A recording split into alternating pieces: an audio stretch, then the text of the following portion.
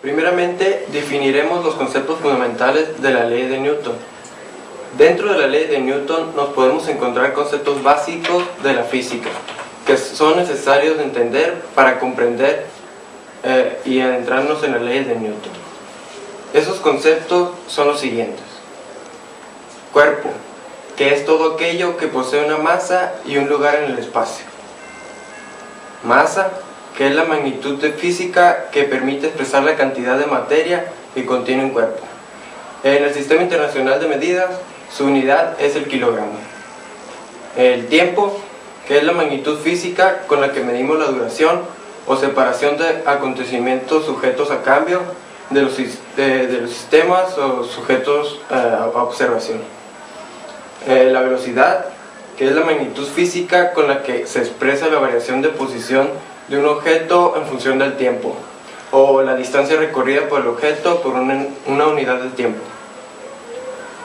La aceleración, que es la magnitud vectorial que nos indica el ritmo con la que aumenta o disminuye la velocidad en función del tiempo. Sus dimensiones son la longitud entre el tiempo al cuadrado, y sus unidades según el Sistema Internacional de Medidas es el metro sobre el segundo cuadrado. Fuerza, que es cualquier acción o influencia que es capaz de modificar el estado de movimiento de un cuerpo, es decir, imprimirle una aceleración. La unidad de fuerza según el Sistema Internacional es el Newton y se representa por la letra N, y es la fuerza que hay que ejercer sobre un cuerpo de 1 kilogramo de masa para que éste adquiera una aceleración de 1 metro sobre segundo al cuadrado, expresándose de esta forma.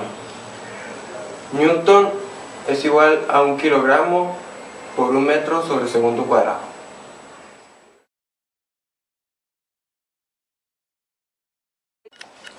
Yo le voy a hablar sobre la primera ley de Newton o ley de la inercia.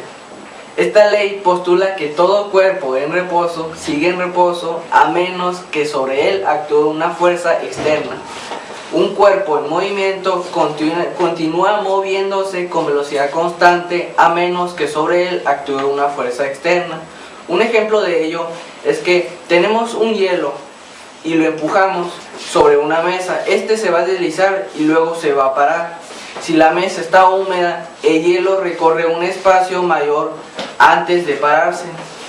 Antes de Galileo se creía que una fuerza, tal como un empuje o un tirón, era siempre necesario para mantener un cuerpo en movimiento con velocidad constante. Galileo y posteriormente Newton reconocieron que si los cuerpos se detenían en su movimiento en las experiencias diarias, era debido al rozamiento o fricción.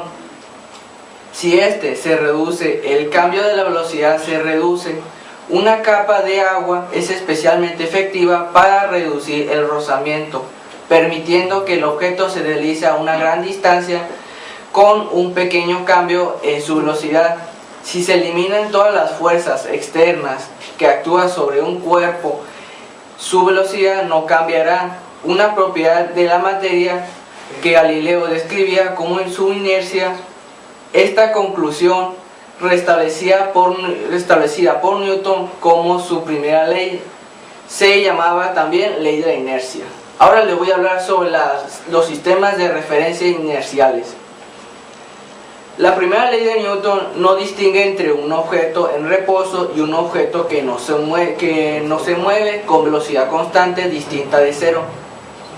El hecho de que un objeto esté en reposo o en movimiento con velocidad constante depende del sistema de referencia en el cual se observa el objeto.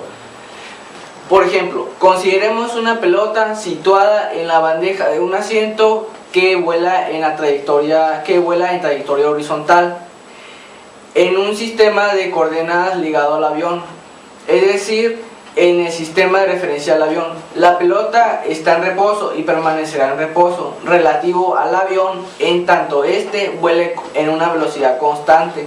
Supongamos que ahora el avión acelere los motores y de forma brusca este va a acelerar respecto al suelo.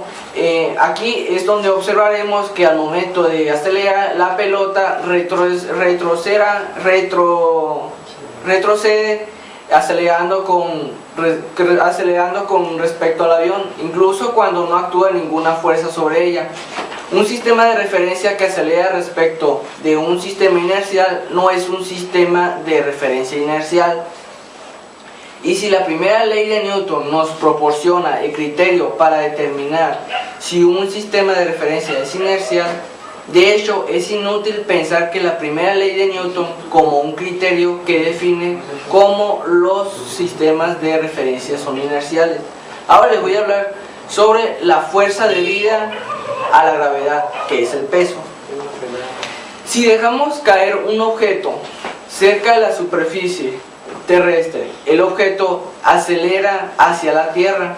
Si podemos despreciar la resistencia del aire, todos los objetos poseen la misma aceleración, llamada aceleración de la gravedad, que su valor es de 9.8 metros por segundo al cuadrado. En cualquier punto del espacio, la fuerza que causa esta aceleración es la fuerza de la gravedad sobre el objeto, llamada peso del mismo. Si el peso que se simboliza W es la única fuerza que actúa sobre un objeto, se dice que éste se encuentra en caída libre. El peso de un cuerpo se define de la siguiente forma: W es igual a masa por gravedad. Un ejemplo de esta fórmula es, por ejemplo, una persona tiene una masa de 40 kilogramos. Calculemos su peso. Sabemos que el valor de la gravedad es de 9.8 metros por segundo al cuadrado. Entonces, solamente sustituimos los valores en la fórmula. W es igual a masa por gravedad, quedando 40 kilogramos por 9.8 metros por segundo al cuadrado. Esto da como resultado 392 newtons. Otro ejemplo sería: una persona posee un peso de 450 newtons, sabiendo que el valor de la gravedad es de 9.8 metros por segundo al cuadrado. Calculemos su masa. Bueno, pues tenemos la fórmula, que es W es igual a masa por gravedad. La masa, que es la que queremos saber, la despejamos y queda masa es igual a peso entre gravedad. Entonces, ya despejada la fórmula, solamente sustituimos los valores ya dados en la fórmula ya despejada, quedando como resultado 45.91 kilogramos.